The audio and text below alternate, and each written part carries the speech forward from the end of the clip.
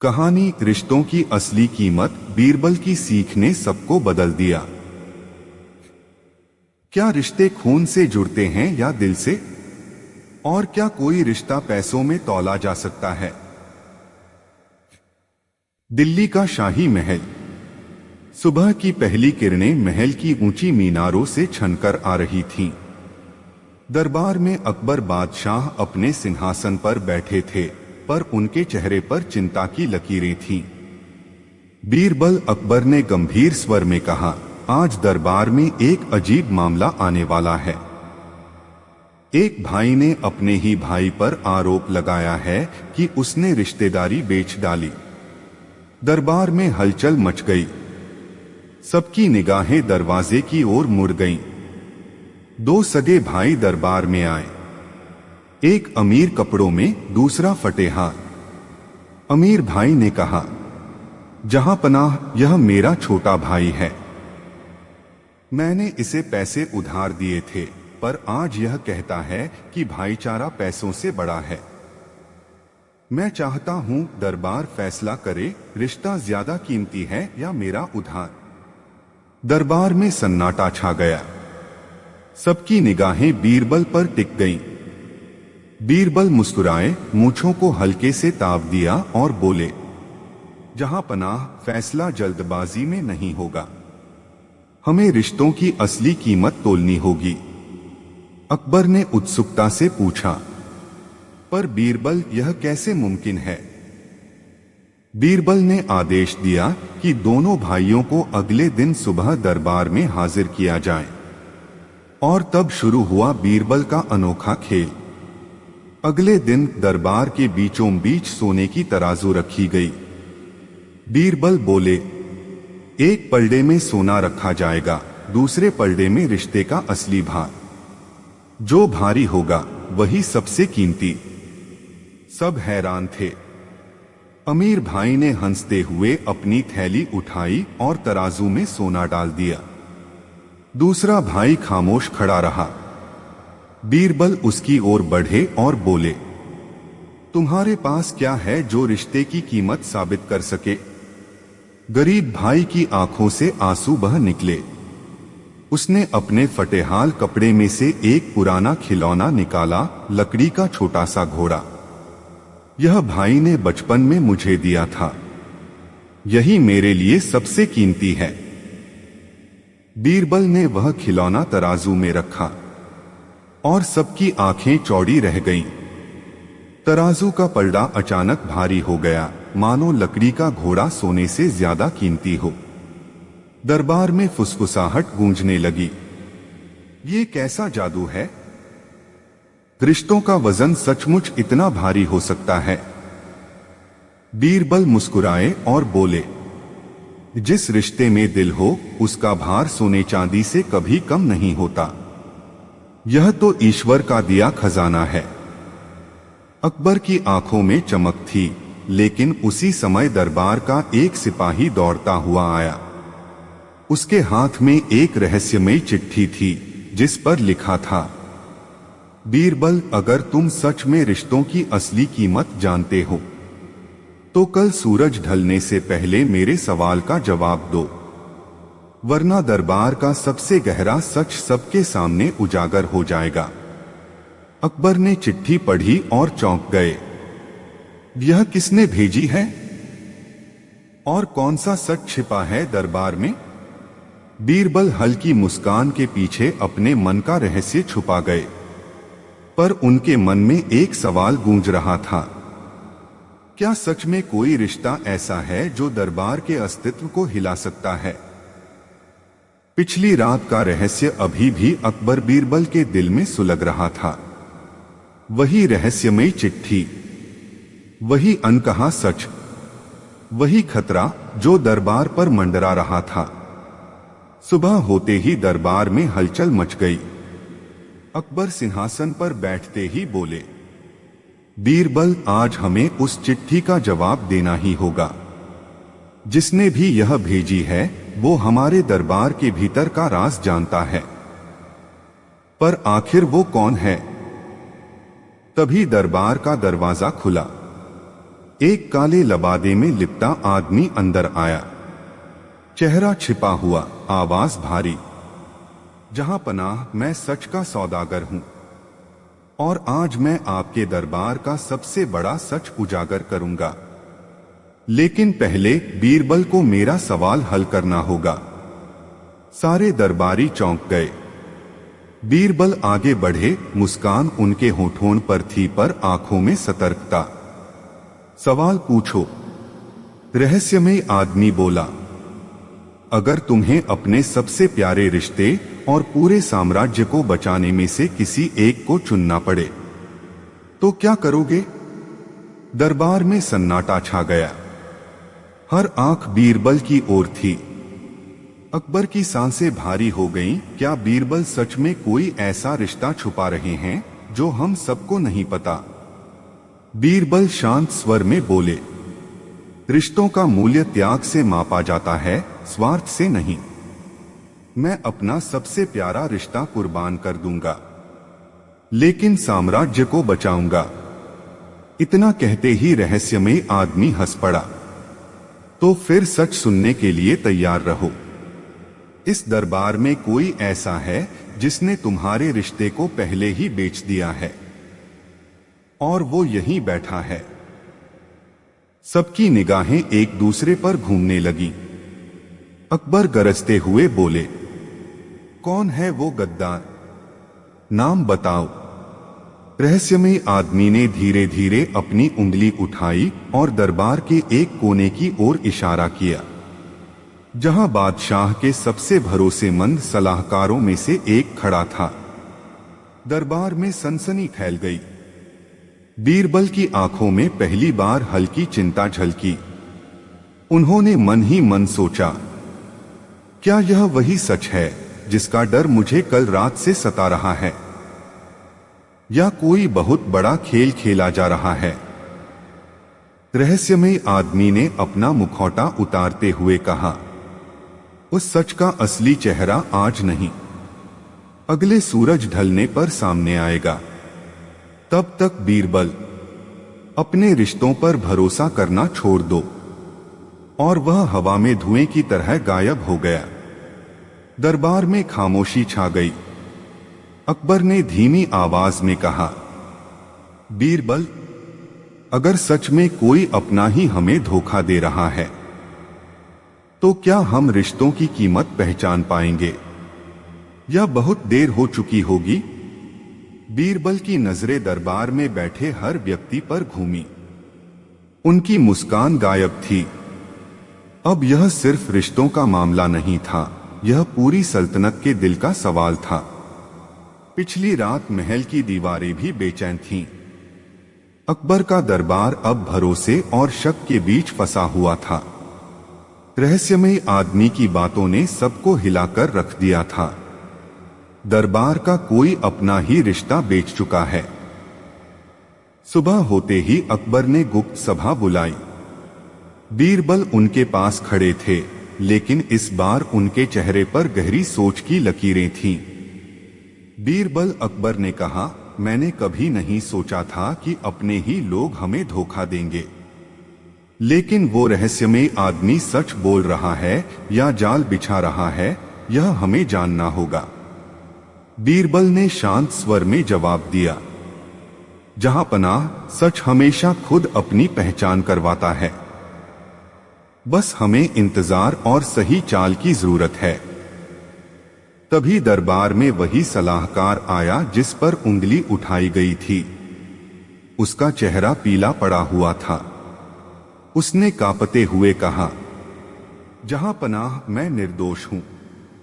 मैंने कुछ नहीं किया। यह किसी की चाल है मुझे फंसाने की। बीरबल ने मुस्कुराते हुए कहा, ठीक है, अगर आप सच बोल रहे हैं तो यह खेल खत्म हो जाएगा। लेकिन अगर झूठ है तो अगली सुबह आपकी असली तस्वीर सबके सामने होगी। दरबार में सन्नाटा छा गया। बीरबल ने सबके सामने एक रहस्यमयी डिब्बा रखा और कहा, इसमें मैंने एक ऐसी चीज रखी है जो सिर्फ गद्दार के पास जाते ही उसका राज खोल देगी। हर कोई चौंक गया। सलाहकार ने घबराते हुए पूछा, क्या है इसमें? बीरबल मुस्कुराए, इस सच का आईना। बीरबल ने डिब्बा सलाहकार की ओर बढ़ाया और कहा, इसे अपने पास रखो। सुबह जब सूरज की पहली किरण इस पर पड़ेगी, अगर तुम बेगुनाह हो तो ये आईना साफ रहेगा, और अगर गद्दार हो तो सारा दरबार असली चेहरा देख लेगा। सलाहकार डरते डरते डिब्बा लेकर चला गया। लेकिन उसी रात बीरबल को महल के पिछले हिस्से में फुसफुसाहट सुनाई दी। दो परछाइयां बातें कर रही थीं। याद रखो, अगर वो डिब्बा खुल गया तो असली गद्दार का नाम सामने आ जाएगा। हमें सुबह होने से पहले उसे चुप कराना होगा। बीरबल छुपकर सुनते रहे, लेकिन अंधेरा इतना गहरा था कि चेहरों की पहचान नहीं हो सकी। पर अब बीरबल जान चुके थे, दरबार में गद्दार एक नहीं, दो हैं। सुबह का इंतजार अब और खतरनाक हो गया था। अकबर ने धीमी आवाज में कहा, बीरबल, अगर हमारे अपने ही दुश्मन बन गए हैं तो क्या सच बाहर आएगा या सल्तनत खून से रंग जाएगी? बीरबल की निगाहें खिड़की से बाहर उगते चांद पर टिकी थीं। उन्होंने मन ही मन सोचा, कल का सूरज सिर्फ सच नहीं लाएगा, बल्कि किसी का अंत भी तय करेगा। सुबह का पहला सूरज महल की ऊंची मीनारों को छूते हुए दरबार की ओर बढ़ रहा था। हर किसी की निगाहें उस रहस्यमयी डिब्बे पर टिकी थीं, जो आज एक गद्दार का असली चेहरा सामने लाने वाला था। अकबर सिंहासन पर बैठे थे, चेहरे पर सख्ती और बेचैनी दोनों थी। बीरबल चुपचाप खड़े थे, पर उनकी आंखें दरबार के हर शख्स पर घूम रही थीं। सलाहकार को बुलाओ, अकबर की आवाज गूंजी। सलाहकार आया, हाथ कांप रहे थे, चेहरा पसीने से भीगा हुआ था। बीरबल ने कहा, डिब्बा खोलिए और देखिए सच का आईना क्या दिखाता है। सलाहकार ने डरते डरते डिब्बा खोला। अंदर एक साधारण सा आईना रखा था। जैसे ही सूरज की किरण उस पर पड़ी, अचानक दरबार में चीख गूंज उठी। आईना जलने लगा और उस पर धीरे धीरे खून की बूंदें दिखाई देने लगी। दरबार में सनसनी फैल गई। अकबर गरज उठे, तो यह सच है, तुम ही गद्दार हो। सलाहकार घुटनों पर गिर पड़ा। नहीं, मैं नहीं हूं गद्दार, मैंने तो डिब्बा छुआ तक नहीं। यह कोई और खेल खेल रहा है। तभी बीरबल आगे बढ़े और धीरे से बोले, और सच यही है, असली गद्दार कोई और है, जिसने इस डिब्बे को बदल दिया। पूरा दरबार चौंक गया। अकबर बोले, तो फिर गद्दार कौन है? बीरबल ने अपनी नजरें धीरे धीरे दरबार में घुमाई और अचानक एक ओर इशारा किया। वहीं बैठे एक और दरबारी का चेहरा पीला पड़ गया। बीरबल ने कहा, कल रात मैंने दो परछाइयां देखी थीं। एक इस सलाहकार की थी और दूसरी तुम्हारी। तुम दोनों ने मिलकर रिश्तों का सौदा किया, लेकिन बचने के लिए अपने साथी को ही फंसा दिया। दरबार का माहौल आग की तरह गर्म हो गया। अकबर ने तलवार खींच ली। तुम दोनों ने सल्तनत से गद्दारी की है, इसका अंजाम मौत होगा। लेकिन उसी पल दरबार के दरवाजे से वही रहस्यमयी आदमी फिर प्रकट हुआ। उसकी आंखों में भयावह चमक थी। नहीं जहांपना, अभी सच पूरा नहीं हुआ है। ये दोनों तो मोहरे हैं। असली गद्दार वो है जो आपके सबसे करीब बैठा है। हर कोई हक्का बक्का रह गया। अकबर का चेहरा सफेद पड़ गया। बीरबल की भौहें सिकुड़ गईं। रहस्यमय आदमी ने धीमी आवाज में कहा, अगर हिम्मत है तो कल आधी रात को पुराने महल के तहखाने में आइए। वहां आप देखेंगे असली गद्दार का चेहरा और एक ऐसा सच जो आपके रिश्तों को हमेशा के लिए तोड़ देगा। और पलक झपकते ही वह फिर गायब हो गया। दरबार में खामोशी छा गई। अकबर ने बीरबल की ओर देखा और धीमे स्वर में कहा, अगर यह सच वैसा ही है जैसा वह कह रहा है, तो क्या हम आने वाले कल को सह पाएंगे? बीरबल की नजरों में इस बार भी आत्मविश्वास नहीं, बस रहस्य की परछाई थी। कल का सच किसी की जान भी ले सकता है। रात का अंधेरा दिल्ली के शाही महल को अपने रहस्यमयी साए में ढक चुका था। पुराने महल के तहखाने की ओर जाने वाला रास्ता सुनसान था, लेकिन हवा में बेचैनी और खतरे की गंध तैर रही थी।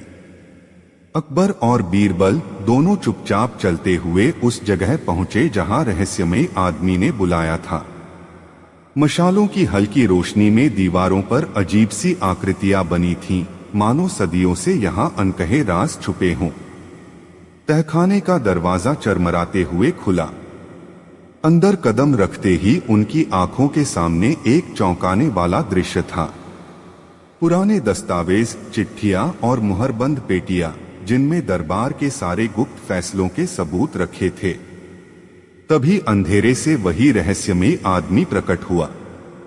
उसकी आवाज ठंडी थी, जहां पनाह, ये तहखाना दरबार का वो सच छुपाए बैठा है जो आपकी पूरी सल्तनत हिला देगा।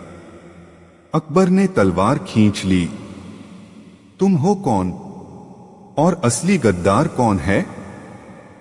रहस्यमयी आदमी ने धीरे धीरे किसी ओर इशारा किया, और वह शख्स था अकबर का सबसे करीबी सेनापति, जो बचपन से उनके साथ था। अकबर की आंखों में दर्द और अविश्वास उतर आया।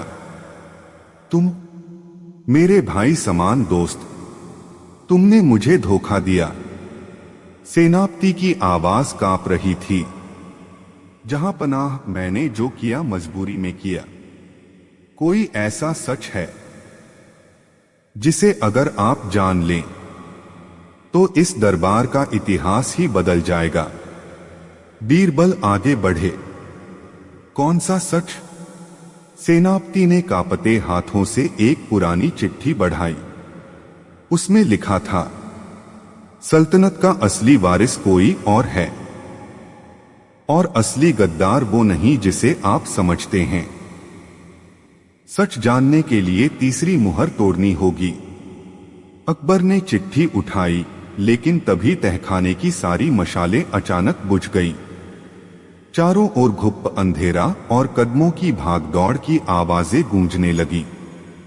बीरबल ने तलवार खींच ली, लेकिन अंधेरे में बस एक परछाई दिखी।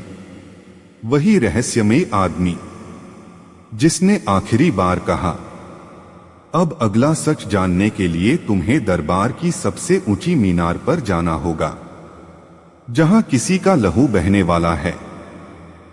और अगले ही पल सेनापति की चीख सुनाई दी।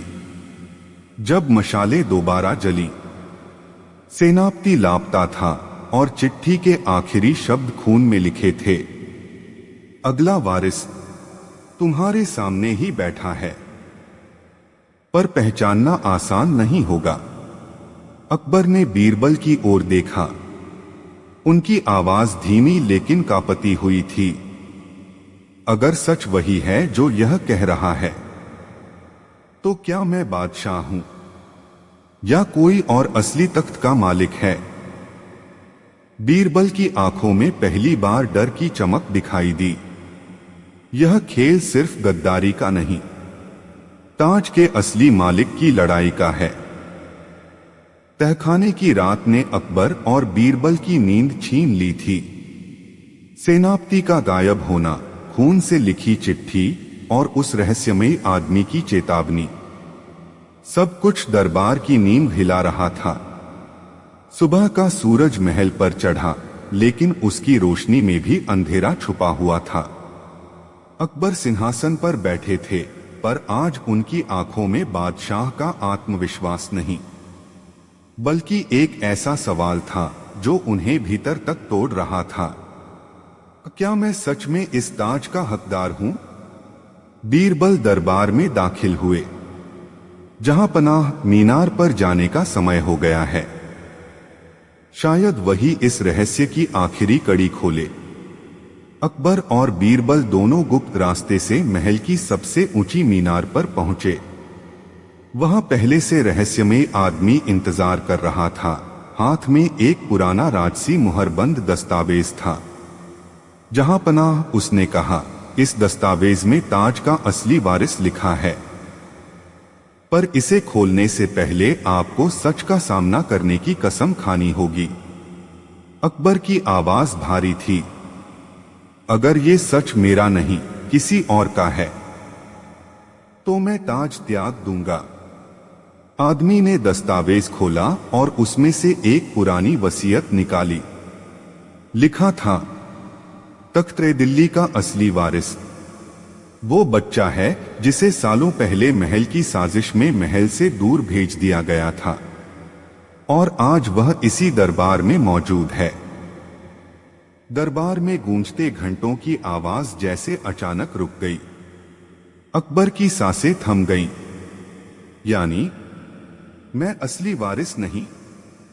रहस्यमय आदमी ने अकबर की आंखों में देखकर कहा, आपकी जगह लेने वाला वही है जो हर रोज आपके पास बैठता है और आपको भाई कहता है। बीरबल का दिल धक से रुक गया। क्या यह सेनापति की बात थी या कोई और?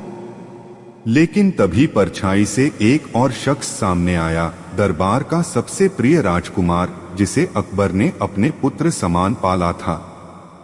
रहस्यमय आदमी बोला, यह है असली ताज का हकदार, सच्चा वारिस। अकबर के होंठ कांपे। अगर यह सच है, तो सालों पहले मुझसे यह राज क्यों छिपाया गया? बीरबल कुछ कहने ही वाले थे कि अचानक मीनार पर तीरों की बौछार शुरू हो गई। अंधेरे में से कोई चिल्लाया, ताज किसी और का नहीं हो सकता, अकबर को ही रहना होगा बादशाह। हंगामा मच गया। रहस्यमय आदमी गिर पड़ा, दस्तावेज हवा में उड़ गया और मीनार के नीचे जा गिरा। राजकुमार डर के मारे पीछे हट गया और अकबर की आंखों में एक ही सवाल तैर रहा था, क्या सच में यह ताज मेरा नहीं, या कोई बहुत बड़ा खेल रचा जा रहा है? बीरबल ने अकबर का हाथ पकड़ते हुए कहा, जहां पनाह, असली गद्दार अभी भी हमारे बीच है, और जब तक हम उस तक नहीं पहुंचते, न ताज सुरक्षित है न सच्चाई। मीनार पर हवा सर्द थी, लेकिन उसके नीचे पूरे साम्राज्य का भविष्य कांप रहा था, और कहीं दूर से एक हंसी गूंज रही थी, ताज का खेल अब शुरू हुआ है, इसका अंत खून से लिखा जाएगा। दिल्ली की हवाओं में आज अजीब सी बेचैनी थी। साम्राज्य के हर कोने में फुसफुसाहट थी, क्या अकबर असली बादशाह नहीं? दरबार की दीवारें रहस्यों से भारी हो चुकी थीं, और आज तय होना था, ताज का असली मालिक कौन है। रात का समय, महल का युद्ध मैदान। अकबर, बीरबल, राजकुमार और बाकी सभी दरबारी इकट्ठा थे। अकबर ने तलवार अपनी जगह रखी और कहा, आज खून नहीं बहना चाहिए, आज सिर्फ सच का फैसला होगा। तभी वही रहस्यमय आदमी अंधेरे से निकला। उसके हाथ में वह दस्तावेज था जो मीनार से गिरा था, लेकिन उसकी आंखों में पहले से ज्यादा खौफनाक चमक थी। जहां पनाह, उसने कहा, ताज का असली वारिस राजकुमार है, लेकिन अगर आज यह ताज गलत हाथ में गया तो पूरा साम्राज्य खून में डूब जाएगा। अकबर की आंखों में दर्द था। अगर सच यही है तो मैं ताज छोड़ दूंगा। लेकिन तभी अचानक से जमीन पर खून की छींटें पड़ी। किसी ने छुपकर तीर चलाया था और वह सीधे रहस्यमय आदमी के सीने में जा धंसा। उसकी आवाज टूटी हुई थी, गद्दार, तुम्हारे बीच ही है वो जिसने सच्चाई को सालों से दबाए रखा। बीरबल ने चारों ओर नजर दौड़ाई। उनकी आंखें एक चेहरे पर जाकर थम गईं, वही पुराना सलाहकार जिसने सबसे पहले विवाद की शुरुआत की थी। बीरबल ने गरजते हुए कहा, तुमने ही ये खेल रचा, सेनापति को फंसाया, रहस्यमय आदमी को निशाना बनाया और असली वारिस को मारने की साजिश की। क्यों? सलाहकार हंस पड़ा। क्योंकि ताज ताकत से जीता जाता है, खून के रिश्तों से नहीं। असली वारिस का सच अगर सामने आ जाता तो मेरा खेल खत्म हो जाता। बीरबल ने तलवार खींची और गुस्से में कहा, आज न खेल बचेगा न गद्दार। युद्ध शुरू हुआ। दरबारियों ने सलाहकार और उसके गुप्त सैनिकों को घेर लिया। आखिरकार बीरबल की चालाकी और अकबर की बहादुरी से गद्दार पकड़ा गया। लेकिन उसी वक्त रहस्यमय आदमी ने अंतिम सांसें लेते हुए दस्तावेज अकबर के हाथ में थमा दिया। उसमें लिखा था, ताज का असली वारिस वही है जो साम्राज्य को न्याय, प्यार और सच्चाई से चलाएगा, खून से नहीं, कर्म से ताज का मालिक तय होता है। अकबर की आंखें नम हो गईं। उन्होंने राजकुमार का हाथ पकड़ते हुए कहा, ताज सिर्फ मेरा नहीं, तुम्हारा भी है, लेकिन असली ताज हमारे कर्मों से चमकेगा, सिर के मुकुट से नहीं। बीरबल मुस्कुराए और बोले, जहां रिश्तों का मूल्य दिल से मापा जाए और ताज का हक कर्म से तय हो, वहां कोई गद्दार सल्तनत को हिला नहीं सकता। लेकिन तभी दरबार की ऊंची मीनार से किसी की धीमी आवाज गूंजी, तुमने गद्दार को पकड़ लिया, लेकिन ताज का खेल अभी खत्म नहीं हुआ है। असली दुश्मन अब भी जिंदा है। अकबर और बीरबल ने एक दूसरे की ओर देखा। इस जीत में भी हार का साया था। क्या सच में ताज का खेल कभी खत्म होगा या नया खून बहना तय है? ताज का खेल खत्म समझा जा रहा था। सलाहकार पकड़ा गया, राजकुमार का सच सामने आया और साम्राज्य ने राहत की सांस ली। लेकिन बीरबल के दिल में एक बेचैनी थी, वो आवाज जिसने कहा असली दुश्मन अब भी जिंदा है। कौन है वो? रात का समय, शाही महल के बाहर घने बादल छाए थे। बिजली चमकी और उसी रोशनी में महल की ऊंची मीनार पर एक परछाई खड़ी दिखाई दी। चेहरा अंधेरे में छुपा था, लेकिन उसकी आंखों से नफरत की आग जल रही थी। अगली सुबह दरबार में एक नई हलचल मच गई। शाही खजाना लूट लिया गया था और उसके पास एक चिट्ठी मिली, ताज मेरा होगा, न अकबर न राजकुमार, असली बादशाह मैं हूं। तैयार हो जाओ, ताज के लिए सबसे बड़ा युद्ध आने वाला है। अकबर गुस्से में थे, पर उनके चेहरे पर डर भी साफ झलक रहा था। बीरबल, ये कौन है जो बार बार हमारे सिर पर खतरा लाता है? बीरबल की आंखों में चमक थी। जहां पनाह, यह कोई ऐसा है जो हमें अच्छी तरह जानता है, हमारे हर कदम, हर कमजोरी से वाकिफ है। ये दुश्मन बाहर से नहीं आया, ये यहीं से पैदा हुआ है। दरबार में अचानक एक बुजुर्ग संत को आने दिया गया। उसने धीमी आवाज में कहा, जहां पनाह, ताज का असली दुश्मन वो है जिसे आपने सालों पहले महल से निकाला था। वो लौट आया है, सिर्फ ताज नहीं, आपकी जिंदगी लेने के लिए भी। अकबर की आंखें चौड़ी हो गईं। वो कौन है? संत ने रहस्यमय मुस्कान दी, जिसे आप सबसे कम शक करेंगे। वही है आपका असली काल। अचानक दरबार की खिड़कियां जोर से खुली। तेज हवा के साथ एक तीर आकर सिंहासन पर लगा। उस पर एक लाल कपड़े में संदेश बंधा था। कल रात चांद के साए में मैं लौटूंगा। इस बार सिर्फ ताज नहीं, अकबर का सिर मेरा इनाम होगा। दरबार में सनसनी फैल गई। अकबर की तलवार म्यान से बाहर थी, लेकिन उनकी आंखों में पहली बार डर था। बीरबल ने उनकी ओर देखा और धीरे से कहा, जहांपनाह, यह खेल अब सिर्फ ताज का नहीं रहा। यह खेल जिंदगी और मौत का हो गया है। और असली दुश्मन शायद वही है जिसे आपने कभी अपना कहा था। महल की मीनार से दूर कोई काली परछाई मुस्कुरा रही थी। अगली सुबह सल्तनत खून में डूबेगी, और इस बार बीरबल भी कुछ नहीं कर पाएगा। महल की रातें अब पहले जैसी शांत नहीं रहीं। हर कोने में खतरे की आहट थी, हर परछाई में एक छुपा हुआ वार। अकबर और बीरबल जानते थे, आज रात वो सच सामने आएगा जो सालों से अंधेरे में दबा था। आधी रात का समय। महल की सबसे ऊंची मीनार पर अकबर, बीरबल और चंद भरोसेमंद सैनिक इंतजार कर रहे थे।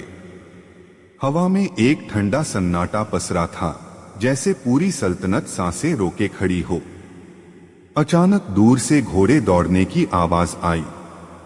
काले लबादे में ढका एक शख्स आया और तलवार की नोक पर चमकती चांदनी ने उसके चेहरे को उजागर किया। अकबर की आंखें चौड़ी रह गईं। तुम?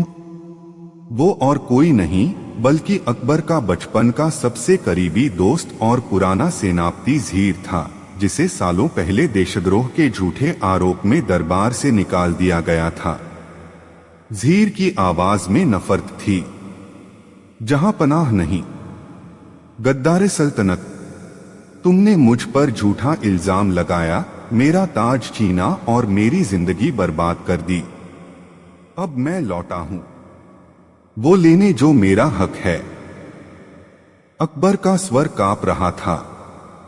ज़हीर, सच तो यह है कि तुम्हें बचाने की बहुत कोशिश की थी मैंने, लेकिन सबूत तुम्हारे खिलाफ थे। ज़हीर हंसा, पर हंसी में जहर था। सबूत तुम्हारे ही बनाए हुए थे। ताज तुम्हारा नहीं था, मेरा होना चाहिए था। आज मैं उसे खून से हासिल करूंगा। बीरबल आगे बढ़े। ज़हीर, बदले से सिर्फ जंग होती है। ताज हक से मिलता है, नफरत से नहीं। ज़हीर गरजा, तो आओ देखते हैं ताज का असली हकदार कौन है। युद्ध शुरू हो गया। तलवारों की टक्कर से चिंगारियां उड़ने लगीं, मीनार की हवा खून की गंध से भर गई।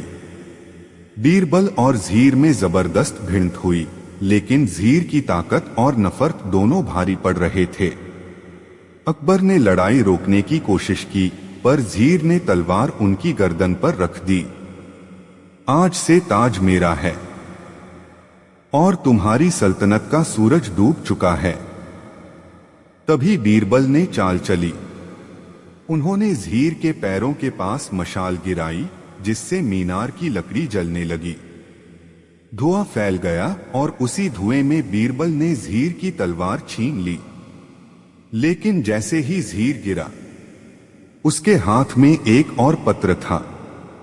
उसमें लिखा था, मैं असली गद्दार नहीं, असली खेल किसी और का है। मेरा इस्तेमाल सिर्फ मोहरे की तरह किया गया। असली ताज का मालिक दरबार में ही बैठा है, और वो तुम्हारे खून से भी ज्यादा नजदीकी रिश्ता रखता है। ज़हीर की आंखों में पछतावे के आंसू थे। बीरबल, सच्चा दुश्मन कोई और है, जिसे तुम अभी भी अपना मानते हो। और अगली ही सांस में ज़हीर की आंखें बंद हो गईं। अकबर की हथेलियां कांप रही थीं। अगर ये सच है, तो असली दुश्मन कौन है? मीनार की हवा में वही पुरानी ठंडी हंसी गूंजी। ताज का खेल अभी खत्म नहीं हुआ है। असली वार कब होगा, ये सिर्फ मैं तय करूंगा। अकबर और बीरबल ने एक दूसरे की ओर देखा। उनके चेहरों पर पसीना, आंखों में सवाल और दिल में सिर्फ एक डर था। क्या असली गद्दार वही है जिसे आज तक हमने अपना कहा? ज़हीर की मौत के बाद महल की हवाओं में एक अजीब सी खामोशी थी। अकबर और बीरबल जानते थे कि असली गद्दार अब भी जिंदा है और ताज की सबसे बड़ी साजिश अभी खुलनी बाकी है। रात का समय था। बीरबल अपने कक्ष में पुराने दस्तावेज देख रहे थे। तभी अचानक खिड़की से एक लाल मोमबत्ती फेंकी गई। उससे निकले धुएं में एक संदेश उभरा। ताज का असली खेल आधी रात को शैतानी दरबार में होगा। वहां रिश्ते बिकेंगे और ताज का असली सौदा होगा। बीरबल तुरंत अकबर को लेकर उस रहस्यमयी जगह पहुंचे। वहां अंधेरे में लाल मशालें जल रही थीं और दरबार के कुछ ऐसे चेहरे मौजूद थे जिन पर अकबर को सबसे ज्यादा भरोसा था। पर आज वे सब किसी और रूप में थे, लाल लबादों में खून की कसम खाते हुए। बीच में काला सिंहासन था। उस पर बैठा एक अजनबी बोला, जहां पनाह सलाम, आज हम तय करेंगे कि ताज किसे मिलेगा। और इस सौदे में सिर्फ दो चीजें चाहिए, खून और धोखा। अकबर ने तलवार खींच ली। ये कैसा खेल है? ताज कोई सौदा नहीं, सल्तनत का अमानत है। अजनबी हंस पड़ा। अमानत? जहां रिश्ते सोने के सिक्कों में तोले जाते हों, वहां ताज की कीमत क्या होगी? तभी बीरबल ने देखा कि उस सभा में एक चेहरा ऐसा था जिसे देखकर उनके पैरों तले जमीन खिसक गई। वो और कोई नहीं बल्कि अकबर के अपने खून का रिश्ता था, उनका छोटा भाई मिर्जा हकीम। अकबर का चेहरा सफेद पड़ गया। मिर्जा, तुम? मिर्जा की आंखों में नफरत थी। हाँ भाईजान, सालों से देखता आया हूं कि ताज का हक मेरा है, लेकिन आपने मुझे सिर्फ नाम का शहजादा बनाया। आज मैं इस शैतानी दरबार में ताज का सौदा कर रहा हूं और इसकी कीमत है तुम्हारा खून। अकबर की तलवार कांप रही थी। तुम मेरे भाई हो, ये कैसी नफरत है? मिर्जा की आवाज पत्थर जैसी ठंडी थी। रिश्ते तभी तक रहते हैं जब तक ताज बीच में न हो। सत्ता की भूख खून से भी गहरी होती है। तभी शैतानी दरबार का मुखिया बोला, समय आ गया है। अगर मिर्जा अकबर का खून बहा दे तो ताज उसी का होगा, नहीं तो दोनों भाई मरेंगे और ताज हमारे हाथ रहेगा। बीरबल आगे बढ़े। मिर्जा, ये सौदा तुम्हें ताज तो देगा, पर हमेशा के लिए भाईचारे की लाश छोड़ देगा। सोच लो ताज की असली कीमत क्या है। पर मिर्जा ने तलवार उठा ली। अकबर ने आंखों में आंसू लिए कहा, अगर यही तुम्हारा फैसला है तो वार करो, लेकिन याद रखना ये खून भाई का होगा, गद्दार का नहीं। तलवार हवा में उठी और तभी अचानक मीनार की खिड़कियों से आग के तीर चलने लगे। शैतानी दरबार में हड़कंप मच गया। किसी ने चीखते हुए कहा, सौदा रुक गया, असली मालिक आ रहा है। ताज का खेल अब असली मौत के साथ खत्म होगा। बीरबल ने अकबर को खींचकर बाहर निकाला, लेकिन जाते जाते उन्होंने देखा कि मिर्जा का चेहरा अब भी नफरत से जल रहा था और खेल अभी खत्म नहीं हुआ था। शैतानी दरबार से लौटने के बाद महल में सन्नाटा छा गया। अकबर का दिल टूटा हुआ था। बीरबल जान रहे थे कि अब अंतिम टकराव तय है, भाईचारे का बंधन टूटेगा या सल्तनत का ताज खून से रंगेगा। अगली रात पूरे साम्राज्य में एक ही खबर फैल गई। सुबह होते ही अकबर और मिर्जा के बीच जंग होगी। जीतने वाला बादशाह बनेगा, हारने वाला मरेगा। महल के आंगन में दोनों भाइयों का सामना हुआ। हवा में तलवारों की ठंडक थी, आसमान पर काले बादल उमड़ रहे थे। हजारों सैनिक सांसें रोके देख रहे थे। मिर्जा की आंखों में नफरत थी। आज मैं अपना हक लूंगा अकबर। सालों का अपमान आज खत्म होगा। अकबर की आवाज भारी थी। अगर ताज पाने के लिए भाई का खून बहाना पड़े तो ये जीत नहीं, सबसे बड़ी हार होगी मिर्जा। बीरबल ने आखिरी बार समझाने की कोशिश की। मिर्जा साहब, ताज खून से नहीं, इंसाफ से मिलता है। सोचिए, ये लड़ाई सिर्फ एक सल्तनत नहीं, पूरे खानदान को तोड़ देगी। लेकिन मिर्जा ने तलवार तान दी। अब सिर्फ मौत ही इस खेल को खत्म करेगी। जंग शुरू हुई। तलवारों की टक्कर से चिंगारियां उड़ रही थीं। अकबर का हर वार भाई की जान लेने से रुक जाता, लेकिन मिर्जा हर चोट में नफरत उतार रहा था। लड़ाई के बीच बीरबल ने एक चाल चली। उन्होंने मीनार से छिपा हुआ झंडा गिराया, जिस पर पुराने दस्तावेज का निशान था, वही वसीयत जिसमें लिखा था, ताज का हक खून से नहीं, कर्म से तय होता है। मिर्जा का वार थम गया। उसकी आंखों में बचपन की यादें तैर गईं। अकबर के साथ बिताए दिन, भाईचारे की हंसी, पिता की दी हुई सीख। अकबर ने तलवार नीचे रखी। अगर ताज चाहिए तो लो, मैं अपनी जान भी दे दूंगा, लेकिन भाई को खोने की कीमत पर नहीं। मिर्जा की आंखों में आंसू आ गए। मैंने नफरत में सब कुछ भुला दिया, रिश्ता भी, सच्चाई भी। भीड़ में सन्नाटा छा गया। मिर्जा ने अपनी तलवार जमीन पर रख दी और अकबर के पैरों में गिर पड़ा। भाईजान, मुझे माफ कर दीजिए। ताज से बड़ी चीज आपका साथ है। भीड़ में तालियां गूंज उठीं। बीरबल ने मुस्कुराते हुए कहा, आज ताज नहीं जीता, आज रिश्ता जीत गया। यही असली सल्तनत है। लेकिन तभी दूर किले की मीनार से वही ठंडी हंसी गूंजी। तुम दोनों भाई बच गए, लेकिन ताज का असली मालिक अब भी छुपा है। खेल खत्म नहीं हुआ, ये तो बस शुरुआत है। अकबर, बीरबल और मिर्जा ने ऊपर देखा। एक रहस्यमय परछाई मीनार से उन्हें घूर रही थी, हाथ में खून से सना ताज थामे हुए। अकबर और मिर्जा का भाईचारा बच गया था। साम्राज्य ने राहत की सांस ली। लेकिन मीनार से आती वह शैतानी हंसी अब भी गूंज रही थी। बीरबल के दिल में एक अजीब सा डर बैठ गया था। यह खेल इंसानों का नहीं लगता, जैसे ताज पर कोई पुराना शाप लगा हो। अगली रात महल के सिंहासन कक्ष में रहस्यमयी घटनाएं शुरू हो गईं।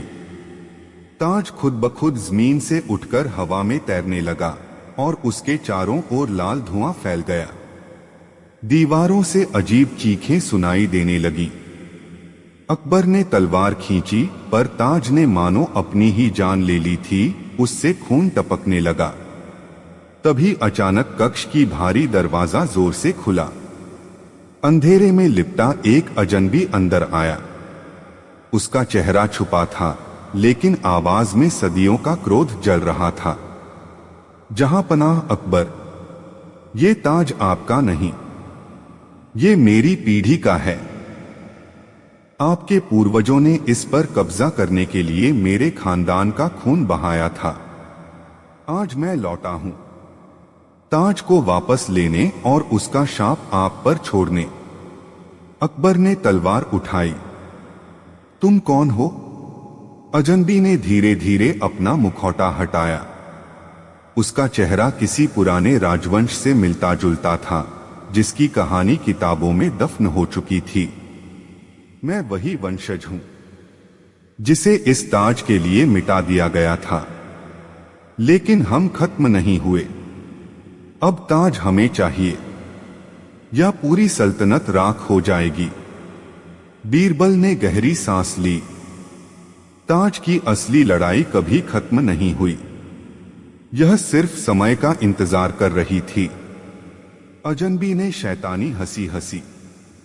ये ताज शापित है। जब तक असली मालिक इसे नहीं पहनता, हर पीढ़ी में खून बहेगा, रिश्ते टूटेंगे और सल्तनत में गद्दार पैदा होते रहेंगे। अगला खून अकबर का होगा। अचानक ताज हवा से उड़कर अजनबी के हाथों में चला गया। उसके सिर पर रखते ही पूरा महल लाल रोशनी में डूब गया। बिजली गरजी, दीवारें कांप उठीं और खून की बूंदें छत से टपकने लगी।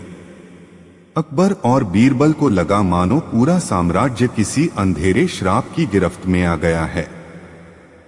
अजनबी की आवाज चारों ओर गूंजने लगी। कल आधी रात को ताज का फैसला होगा।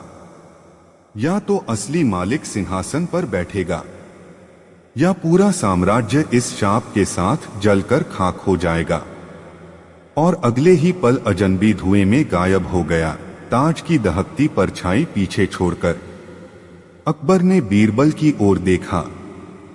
अगर ये सच है तो हम सिर्फ ताज ही नहीं, अपनी पीढ़ियों की किस्मत के खिलाफ लड़ रहे हैं।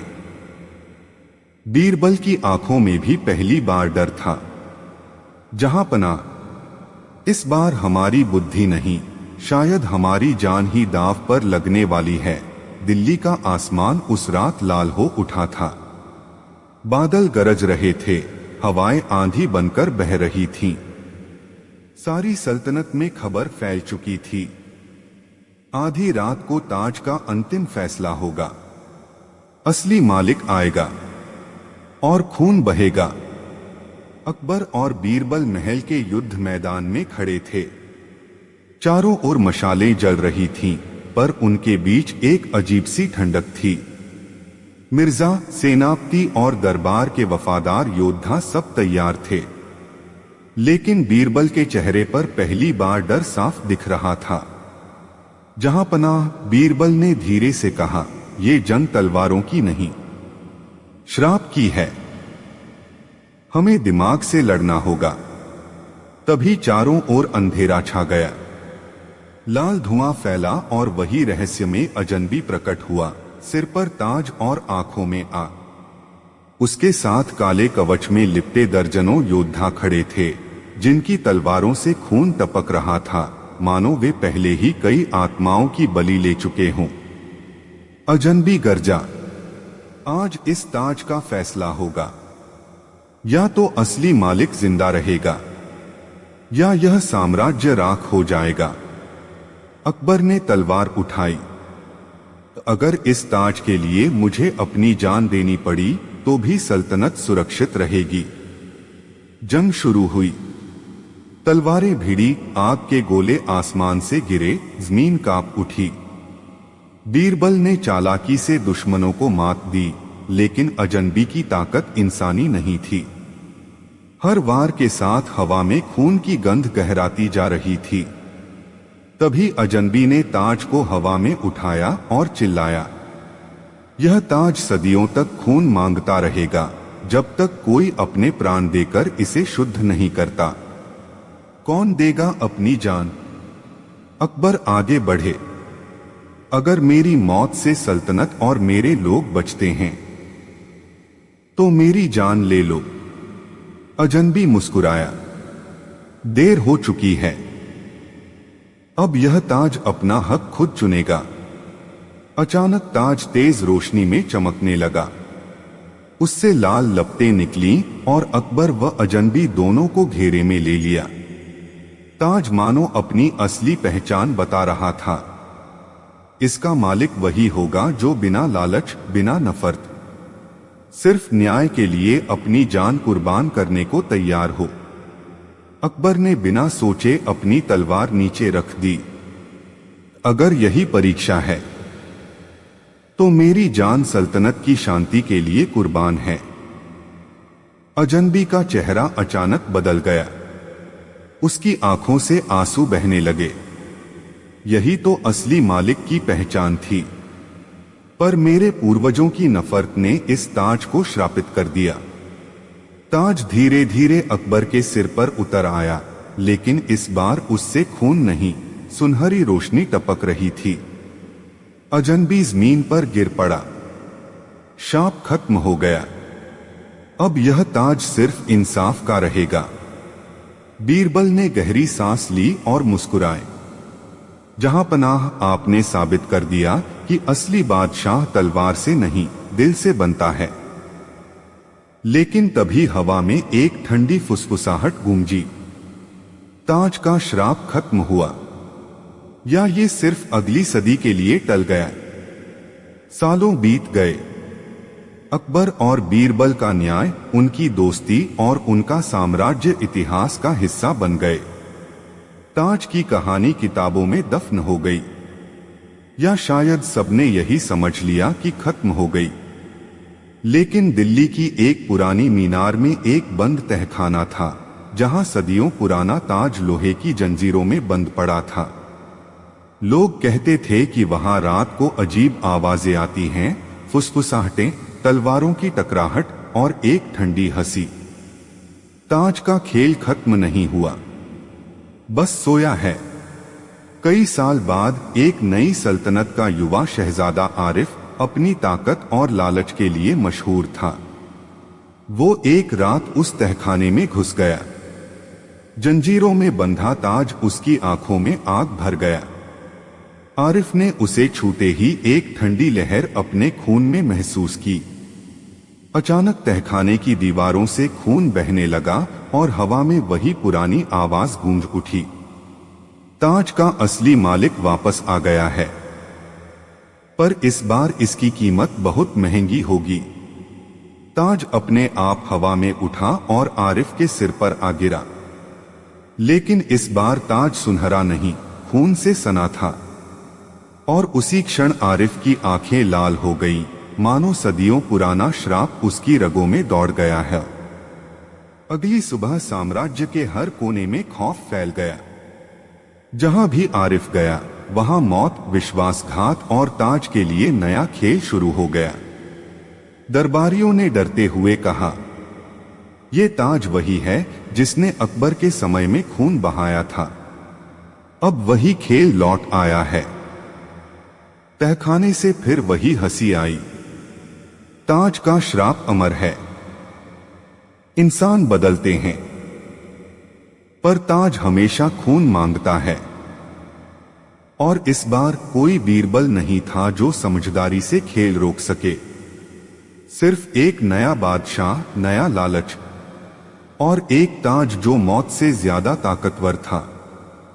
दिल्ली की रातें अब पहले जैसी नहीं रहीं। ताज का श्राप जाग चुका था। शहजादा आरिफ ने जैसे ही शापित ताज पहना, पूरा साम्राज्य खून, साजिश और डर की आग में जलने लगा। पर असली खेल अब शुरू हुआ था। आधी रात शाही किले का दरबार अचानक अजीब ठंडी हवाओं से भर गया। हर मशाल अपने आप बुझ गई और एक काली धुंध फैल गई। फिर दीवारों से परछाइयां बाहर निकलने लगी। वो परछाइयां उन पुरानी आत्माओं की थीं जो सदियों पहले ताज के लिए खून बहाते बहाते मारे गए थे। एक भारी गूंजती हुई आवाज आई, हम वो योद्धा हैं जिनका खून इस ताज ने पिया।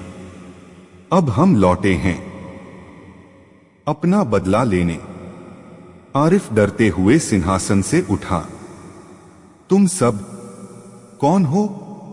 एक आत्मा ने आग जैसे आंखों से कहा।